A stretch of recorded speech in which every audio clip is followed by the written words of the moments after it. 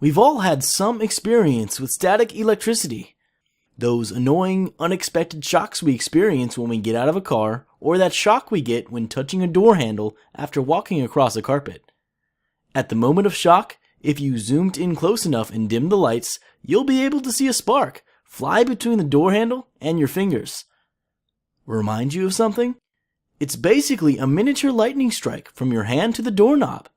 Now that you are excited to know that you're capable of generating cute little lightning strikes, let's learn why this happens. To understand that, you first have to understand matter itself. Go past the human scale, even past the DNA, all the way down to the subatomic level, and look at a single atom. It is made up of negatively charged electrons, positively charged protons, and neutral neutrons. Normally, the electrons and protons in an atom balance out, which is why most matter you come across is electrically neutral, but electrons are tiny and almost insignificant in mass. Whenever objects, people, or substances move, the rubbing or friction can give loosely bound electrons enough energy to leave their atom and attach to others, migrating between different surfaces. When this happens, the first object is left with more protons than electrons and becomes positively charged, while the one with more electrons accumulates negative charge. This situation is called a charge imbalance, or net charge separation, but nature tends towards balance. So, when one of these newly charged bodies comes into contact with another material, the mobile electrons will take the first chance they get to go to where they are most needed, either jumping off the negatively charged object or jumping onto the positively charged one in an attempt to restore the neutral charge equilibrium. And this quick movement of electrons, called static discharge, is what we recognize as the annoying sudden spark. This process doesn't happen with just any objects, otherwise you'd be zapped all the time. Conductors like metal and salt water tend to have loosely bound outer electrons, which can easily flow between molecules. On the other hand, insulators like plastic, rubber, and glass have tightly bound electrons that won't readily jump to other atoms. Static buildup is most likely to occur when one of the materials involved is an insulator. When you walk across a carpet, electrons from your body will rub off onto it, while the carpet's insulating wool will resist losing its own electrons. Although your body and carpet together are still electrically neutral, there is now a charge polarization between the two, and when you reach out to touch the doorknob, zap! The metal doorknob's loosely bound electrons hop to your hand to replace the electrons your body has lost.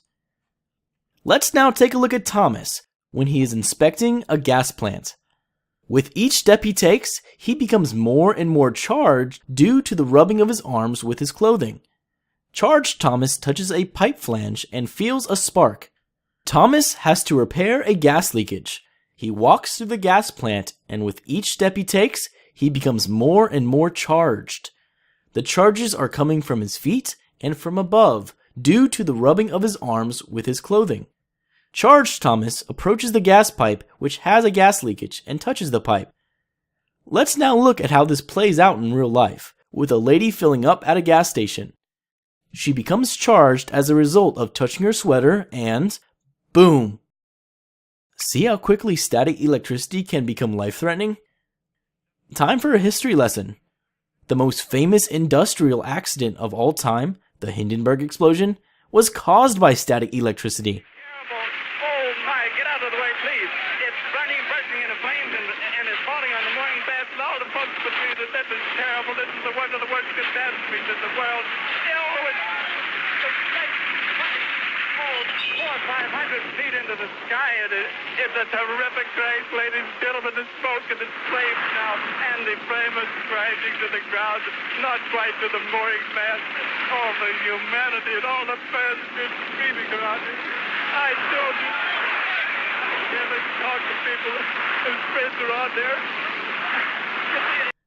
Static electricity is the prime culprit for at least 2 serious fires or explosions in industry worldwide, according to the National Fire Protection Association and the UK's Institution of Chemical Engineers. In the US alone, Static electricity causes on average 280 industrial incidents each year, resulting in injuries and fatalities, tens of millions of dollars of direct property damage, lost production or plant downtime, and environmental release issues. Back to Thomas. Let's take a closer look at the pipe on an industrial job site with any kind of fluid flowing through it, even water. As fluid flows through the pipe, charges start building up on the surface of the pipe, and Thomas could get zapped if he touches the pipe. If enough charge accumulates on the pipe flange, it simply flies to the other flange, causing a spark. If explosive vapors are present in the air, this spark can cause an explosion. Let's look how we can make the job site safe using bonding and grounding. Now, when each charge is created by the flow of the fluids, bonding allows the charge to simply travel through the wire and reach the other side, and grounding allows it to eventually travel all the way to the ground. This system is now free from the dangers of static electricity since it is well bonded and grounded. Bonding is the act of connecting two objects together so that they are at the same potential. Grounding is the act of connecting an object to the ground in order to bring it to the same potential as the ground. Finally, let's recap what we have learned so far. Static electricity is created whenever objects, people, or substances move. Common workplace activities and processes, from simply walking on a job site to the movement of fluids through pipes, can cause static electricity buildup. Static electricity is dangerous and causes 2 serious fires or explosions every day. Flowing fluids can cause dangerous static buildup. Bonding and grounding a system allows charges to flow safely to the ground and prevents charges from building up to dangerous levels. Thank you for watching.